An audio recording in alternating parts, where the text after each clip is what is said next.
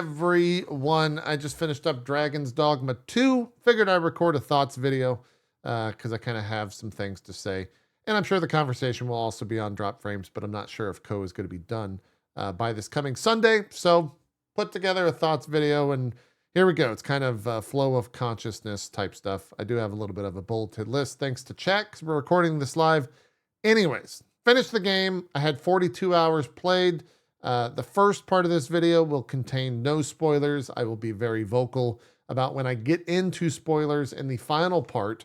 They are particularly about the end game and why I disliked it so much. So I think also it's worth mentioning that first off, at the very start of this video, it's impossible to talk about this game and really any game without kind of mentioning MTX and is it in the game. And I think ultimately that conversation is not for this video. I will say that I think the MTX in this game is ultimately a stupid person tax at the end of the day. You always have to really wonder when it comes down to MTX if they are making the game or changing the game to make you buy MTXs. In this one, I do not feel that was necessarily true. They are obviously still there, but in my experience with the game, I do not feel a single thing would have improved or gone faster or better or anything like that if I purchased any of it. Those are kind of my thoughts on it. It's not a perfect, thought, but just my quick 2 cents on it. I'm sure that's probably what most people are either going to click off the video or rush to the comments section to discuss. So make sure you like the video and subscribe. But really, I think the full thought of the game is that this felt like a early PS3, Xbox 360, like 2005, I think that timeline is correct. Video game with a 2024 coat of paint, which sounds kind of negative, but I had an absolute blast with it. I played 42 hours and really, except for the end game, I was having a complete blast playing through it. I loved just walking around. Most of the time I wasn't even doing quests. I was just walking outside of a city and seeing where the world would take me. I kind of played a little bit like Skyrim in that regard. I loved all the combat. We'll get a little bit more into that deeper, but I didn't really have any issues with kind of the second to second gameplay. It's awesome. It's fun. I want to see, I would love to return to this world. When I talk about DLC a little bit later on, I'll explain and go into that. But yeah, at the end of the day, $70, 42 hours, had a blast with it. I can highly recommend it with a little bit of caveat. The first caveat being, I played it on PC. If you're playing it on PC, make sure your CPU is pretty high end. I won't go into the full performance stuff, but make sure you check out Gaming Nexus. They did kind of a full performance thing about all of that. So I would go and look at that to see if your PC is going to be able to run it. It's not super well optimized. I obviously, being the job that I have a very good PC. I didn't run into any issues really at all. The game ran very well for me at 4K. I had everything maxed, and I think the lowest it would dip in cities is like 60 or 70 FPS. But for a lot of people, that's not the case, and the performance is kind of bad. If your hardware is not up to snuff. So that being said, in terms of how I played the game as a fighter, as my main character. I did a little bit of like leveling of other classes so I could get some of the sub skills. I think the two-handed I think it's fighter or maybe warrior. I forget.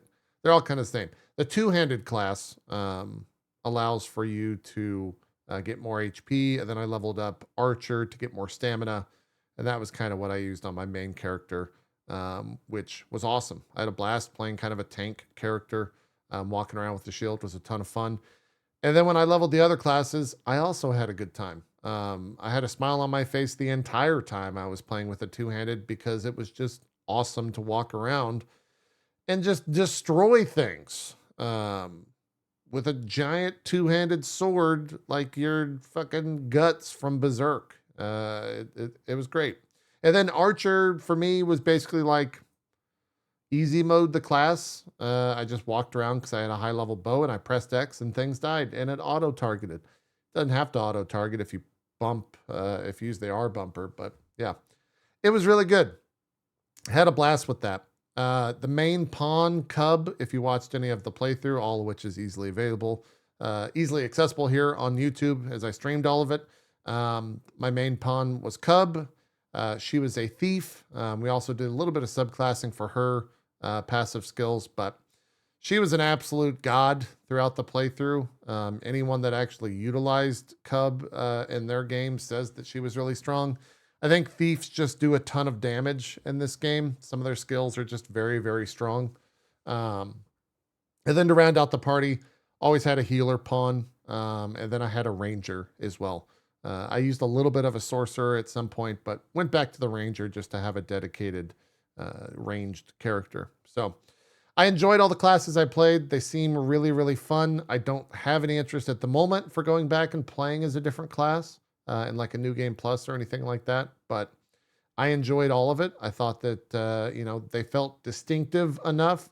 I wish there was more. I would love for more skills to be in the game and be unlocked and like able to be leveled up and whatnot. But for everything that's in the game right now, they've got a lot of good stuff and they've kind of got your bread and butter when it comes to all the skills. So if you want to, you know, warp across the screen, most classes have an ability that does that. If you want to do like a classic scorpion pull or anything like that, some classes have that type of stuff. And then you have like your big damage abilities and all that. It felt fun. I enjoyed it. I don't know if there's like a huge, super overpowered character. I saw a little bit of conversation saying that Magic Archer had some like big Meister level abilities that could kind of one-shot a lot of stuff, but I never got into any of that. Just kind of going down the list here. The character creator is one of the best in the industry, I would say. It's actually standalone, so if you want to see what the game kind of looks like and see how involved the character creator is, you can actually download that before you ever even play the game. And it's pretty insane. Obviously, all the memes are out there, and you've probably already seen those if you're watching this video to get some thoughts on it. But yeah, the character creator is in a class of its own and really, really good. What else? Story. Next. No, the story and quest in this kind of go back to the 2005 video game reference that I made at the start of the game. I don't care. They're not incredible. It's not a super deep story. I didn't care about any characters apart from my pawn just because of the fact that we adventured together. It's not anything. Towards the end, it starts getting, you know, if you've played Dragon's Dogma 1 or if you've played a game from 2005, some of the cutscenes are weird. And how they, you know, how they come about and how they occur. I think that there's a pretty big clash as well, especially having just played a little bit of Horizon Forbidden West and even Final Fantasy VII Rebirth. Quite the opposite from this. And then, you know, quests, there's a lot of them. Most of the time I was kind of just like skipping through it though. They weren't super interesting or super incredible. Most of the time you just kind of get the rewards or get the XP and keep moving forward. Did you enjoy the open world? Absolutely yes. A resounding yes. I would say that's probably the best thing in this game is that you can just walk out from a city and say, I'm going to go check out this area. And 6 hours later, you realize that 6 hours have passed. You're in the middle of a dungeon and you're fighting a lich and there's a skeleton over there that you got to go deal with because he keeps getting resummoned and yada, yada, yada. The open world for this is fantastic. And it makes me really excited for, you know, whatever else Capcom decides to do that's kind of open world. Apparently they're thinking about doing a Resident Evil or something like that. So I don't know, maybe it'll work. I think it also was the first entry for the RE engine in kind of an open world environment. So performance wise, that probably took a hit because of that. But if they can build on this, they definitely know what they're doing in the open world. And I had a blast just walking around. So take all of that, work on the performance, crank out a Resident Evil and maybe a Monster Hunter if that's also going to be open world with wilds, and I'm on board. Loot, exploration, carrot on a stick. Exploration kind of goes into open world, but the loot in this game is great. Most of the time when you go into a cave, you'll get kind of a cool reward and find something worth equipping, or something that you could buy in town that you didn't necessarily have the money for, or something you can sell to get something in town so you have the money for it. I always felt rewarded no matter what path or what cave or what random hill or anything like that. There was always stuff kind of hidden around the world, and it all seemed worthwhile, even if it was just a seeker token, which I found maybe 70 of them in the game, and I think there's 240, which is kind of crazy. I 42 hours in the game and I found 70. I was keeping a lookout for them. So it seems kind of crazy. What'd you think of the combat? Combat's a ton of fun. I think that fits into the open world and exploration aspect. Had a blast with it. Every once in a while you'll get kind of staggered and CC stunned and get stun locked, and that doesn't feel great, but for the most part, love the combat. I do wish there was more difficulty to the fights. I think I straight up died a total of 7 times in this game. They gave you a little end game screen with all your stats and whatever. I think I died 7 times. It wasn't super difficult.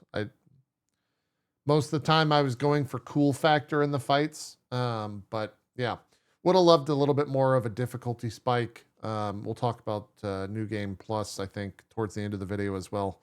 Because I wish that was a thing. But yeah, one of the big things I do see a lot of people talking about is enemy variety and kind of the frequency of combat.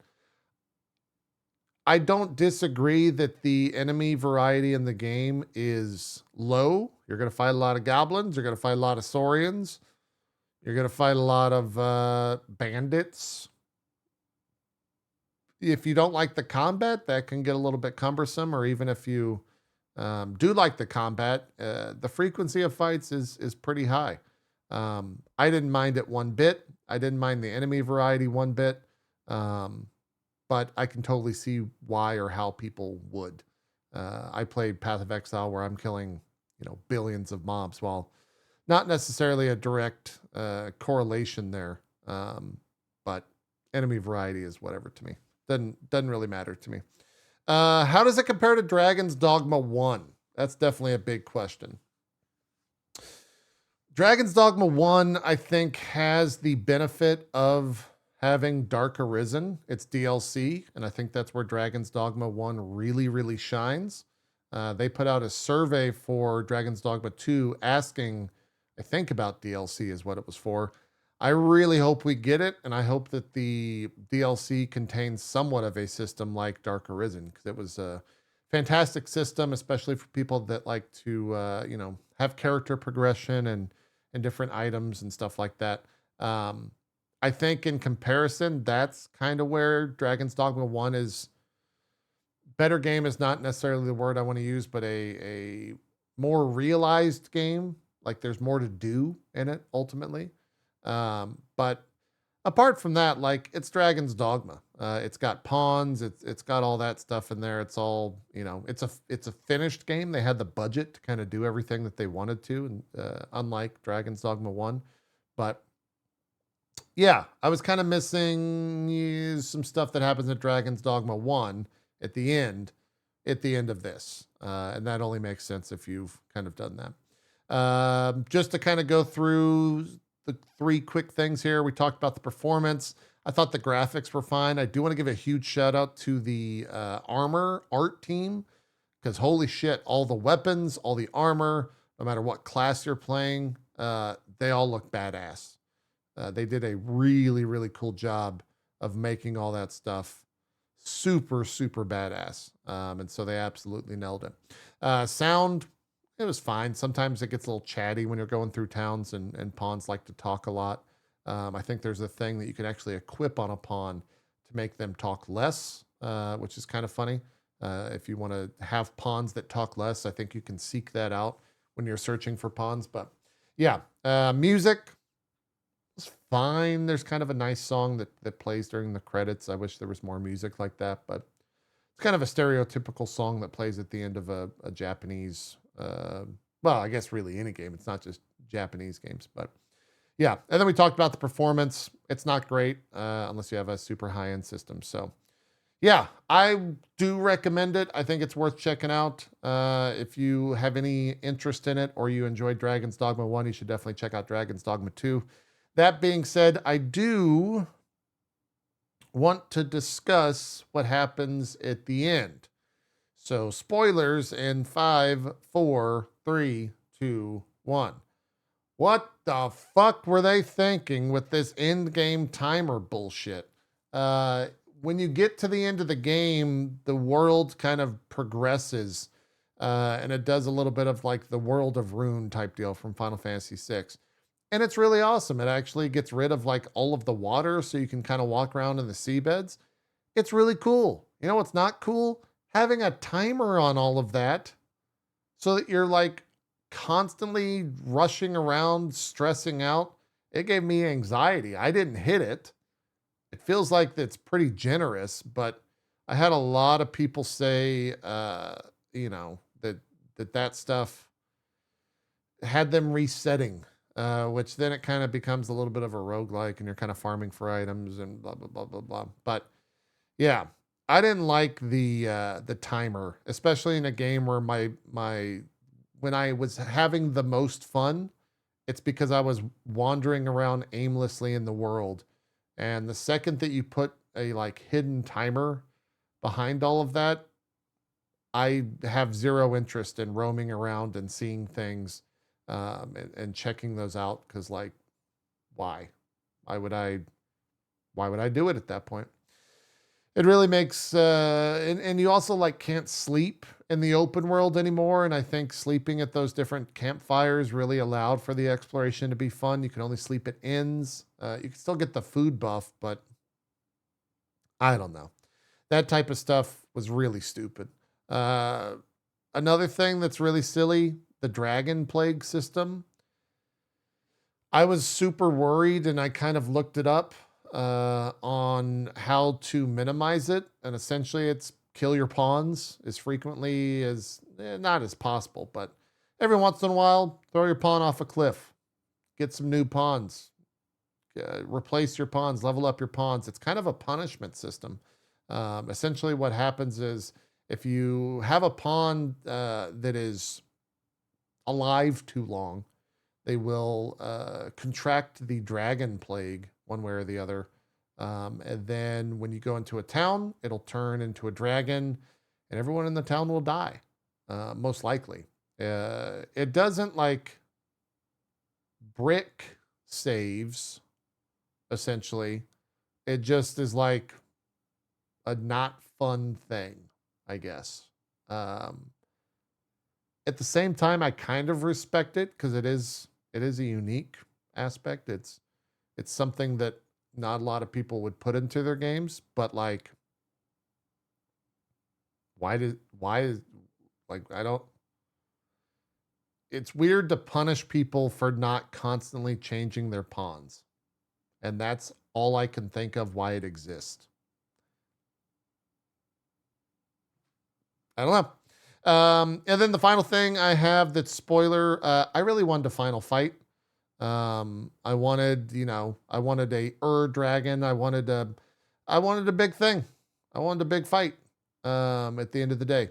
And, you don't get it. You crawl on a dragon while the credits are rolling and you hide behind, I don't know if you even can die on it. I didn't die. But you like crawl on their wing while they breathe fire on their wing and then the game ends. So, yeah. It was kind of bad. It wasn't I didn't really enjoy the end of that. That was kind of annoying. New Game Plus, by the way, does not have anything new that I know of when it comes to the combat. And unless you're playing on the difficulty where things scale to your level, that is not harder. There's not dragons from the get-go. It's kind of just like, I wish there was a, I wish I had a reason to go back into this world. But right now, I don't. I hope DLC fixes it. So, yeah, those are my thoughts. I feel like that's enough. Let me know in the comments if you guys have questions. I'll read them and respond if I see anything worth responding to. But yeah, Dragon's Dogma 2's done. That means we can play Final Fantasy. Nope, Path of Exile's out tomorrow. Shucks. I guess that Rebirth playthrough will just... We're going to play it eventually. I promise. We're going to finish it. Right? Right? Hit the like button. Subscribe to the video. The channel. We'll see you next time. Bye. With Final Fantasy.